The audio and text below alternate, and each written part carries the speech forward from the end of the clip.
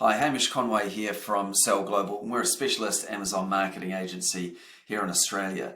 Now, with Amazon Australia still being relatively young, we get a lot of questions about what's the best way to sell on Amazon. Should we be first party, getting purchase orders from Amazon, or should we be in the marketplace as a third party seller? So I'm going to run through some of the pros and cons of each and some frequently asked questions that we get asked to help clarify this for you, because it is still a bit of an unknown for a number of people. So first of all, some quick definitions. So selling as a first party vendor is called a vendor relationship to Amazon retail. You enter into negotiations with Amazon to sell to them at agreed wholesale rates and other specific base terms, co-ops and rebates and marketing. Also, Amazon will send you purchase orders. You'll fulfill those and send to Amazon's warehouses. So that's like a more traditional retail approach. But there is also selling as a third party, and this is more like selling on consignment. You list the products and you can choose to use Amazon's warehouses, Amazon FBA, or you could fulfill it yourself, whereas first party, you are sending it to their warehouses. And also, as a third party, when a sale is made, Amazon will credit your account minus any fees, including their commissions or FBA fees. So that's the differences there. So let's have a look at the pros and cons of each. So for the 1P vendor side of things, let's have a look at some of the pros.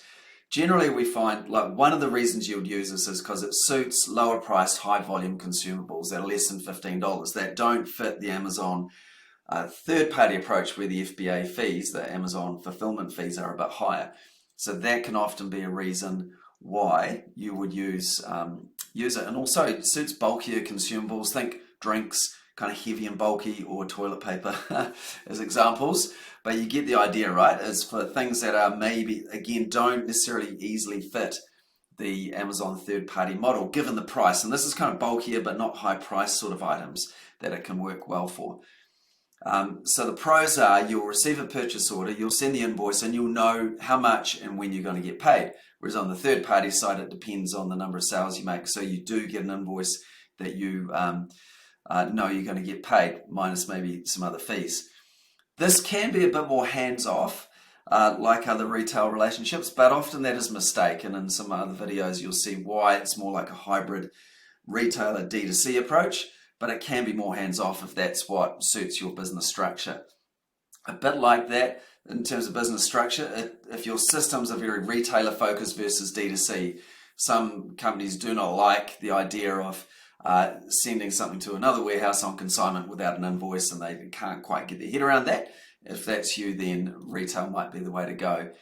Also, now they'll say internally that there's no advantage either way of being first party or third party, and I'm sure a lot of people in this game, I've been doing this for 10 years, you kind of feel sometimes that the first party gets a bit of an unfair advantage, and whether that is just Amazon being prepared to take a thin margin and therefore the price point is much lower, or they've got the stock. There could be something in the background there. They say there isn't, but I'm not sure about that. So sometimes you can rank faster if you are on first party there.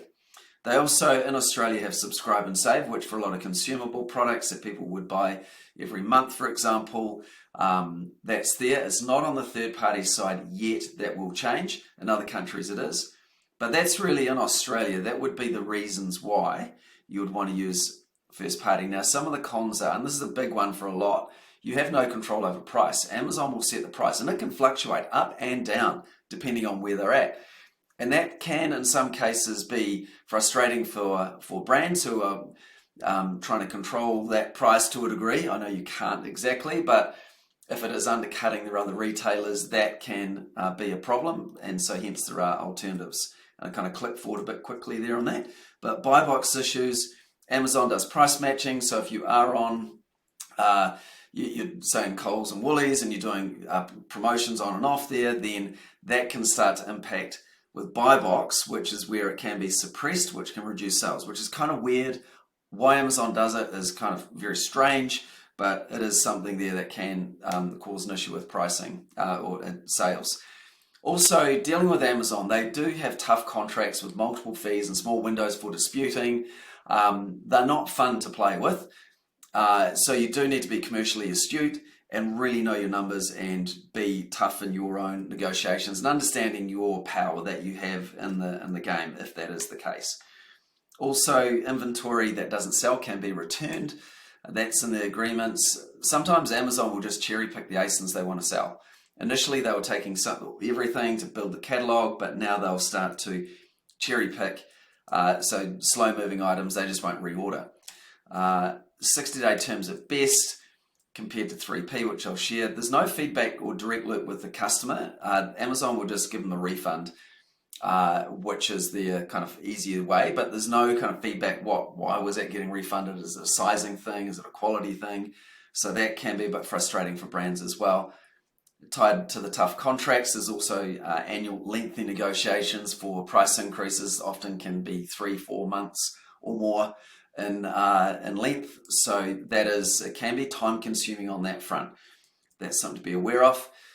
Regular PO fulfillment in small quantities to multiple warehouses is common for mid or small vendors. And again, this can be frustrating, sending carton or units that don't match your typical carton size, for example. So there's a few frustrations around that. Amazon will offer you sending in pallets, but again, they'll want a discount for that there, but it could be a way that you need to go.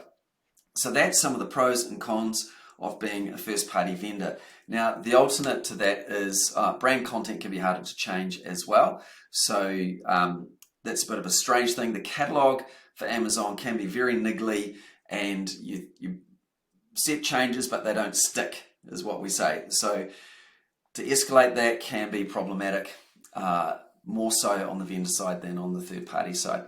Let's have a look at the third-party side. So some of the pros, number one is you control the price. You set the price that you want on the platform, so that a lot of people just like that straight out. That's what they want to do because they don't want to be upsetting if there are any other retailers. You can do promotions, but when you choose, you don't have to do that. And you can put coupons on, you can do promotion discounts leading into Prime Day or other things like that, or just at any other time as well. So you can control how you do your promotion stack. Your inventory control, there are limits initially on what you can send in. Amazon is not a warehouse, it's a distribution center. The ideal amount of time, stock you have in there is really in that 6 to 10 week window. Over and above that, you can start to get long-term storage fees. So you've got to manage it well, but it does mean in most cases, once a month, you could be sending in stock rather than every week getting purchase orders to multiple locations. So at the beginning, they do limit how much you can send in until you prove over the first 9 weeks, and then you can get higher limits as you demonstrate the velocity of sale. Customer feedback. So you get to see this. There'll be questions. You can, if there's refunds, you can send an alternative one. You can do fulfillment like that. So it's a much better customer experience that you can provide for your brand. Brand and content optimization is easier, still not bulletproof. Like there are difficulties just with the catalog worldwide, but there are ways through flat files and other means there to get the content to stick. The fees are clear and less of them compared to vendor, where there can be a lot of sneaky ones in there that around shortages in particular, or around chargebacks, which will become more prevalent as well. But on the third-party side, you've got the clear fees, you've got your commission, you've got the FBA fees, and then there's warehouse storage there and other ones that are more transparent. Cash flow cycle is you get paid fortnightly, less than the Amazon fees. They do withhold an initial piece, but once you are underway, it's every 2 weeks that that money gets paid. And other pros, you have the option to ship goods yourself. So as I said at the beginning, you can use Amazon FBA, which allows you to your products to have free shipping for Prime members, which is a big advantage. The conversion rate on that is far higher. They haven't given the exact numbers, but it's definitely 50% higher that you'll get. But for some products, it doesn't make sense to use their warehouse. Think big and bulky. Therefore, you can fulfill it yourself and on your normal fulfillment method. Okay, so think barbecues, for example, don't necessarily always work with Amazon's warehouses, and you can ship them yourself. So here's some cons. It is a bit more hands-on day to day, and that might be something that you don't have the resources to do. Some people do outsource that, which can make sense as well. in Australia at the moment, there's no subscribe and save or consumable type products, thinking, nappies or supplements or other food type products, but is expected to change very soon. Every time I catch up with Amazon, it's like it's coming. So hopefully by the middle of the year they have it, or at least in time for the end of the year. So that'll be a big change there. Buy box issues with price matching, it's the same as first party, but what's niggly here is other parties might have a lower price, but the customer has to pay shipping like $7, whereas yours would be free. So it's a bit of a strange one again, why Amazon does this. They're trying to get you to lower your price, but in fact they're just suppressing sales. It is very strange and frustrating, but it is what it is. So it can be slower to build and build your volume and to rank. So this is, to my point before around first party versus third party, but steady and consistent. You have a lot of control over this here. So what else? It's not suitable for lower price products. You really need to be a minimum $15 and ideally in that $25, given the Amazon FBA fees to be part of Prime. And this really depends on the size and weight and what have you there and your margins. But you've got to think in not just so much percentages, but actual GP contribution per unit is where you've got to look at for your maths, because that is what's going to go into your pocket rather than necessarily looking at percentages is one part of it. So now often people ask, can we do a hybrid approach? Now, it's a very good question, and it is difficult and it's getting harder to do. The main issue is you can't sell a product that has been listed on 1P onto 3P. This could work for ASINs not being ordered by 1P, but you would need a new ASIN. You need to come up with a new ASIN for it. And look, and the inside word is they are cracking down on this worldwide. So it's something that frustratingly you can't necessarily do, because if Amazon's not ordering some products, you could go, right, let's do that.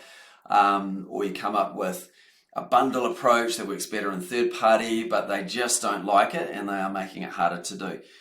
So if you are going to switch from one selling method to the other, and that's not necessarily what this is about, right? For some companies, it makes perfect sense to be 1P, perfect sense to be 3P.